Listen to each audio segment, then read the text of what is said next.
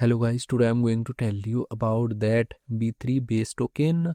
Now before we start the video, let's share my legal disclaimer. This video is only for educational purpose. Do your own research for the investing. According to the white paper, B3 is a layer 3 blockchain ecosystem built on Coinbase based network designed to scale consumer applications, starting with gaming through ultra fast low cost transactions and a suite of developer tools, a scalable gaming and app ecosystem.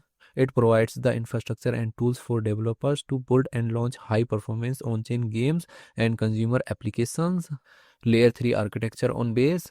As an L3, it settles transactions on Base, leveraging its security while offering dedicated block space for subcent fees and faster speeds. Governance and utility token. The native B3 token enables holders to participate in ecosystem governance and facilitates commerce within its network of apps and games. B3 base project institution rating is 4.3. B3 base token total supply is 100 billion and circulating supplies around 46.43 billion. B3 token.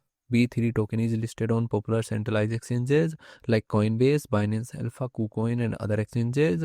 If I share my opinion with you, then this project up to 85% chances that it is a legit or good project. So guys, don't take my opinion as a financial advice. Do your own research for the investing. Thanks for watching.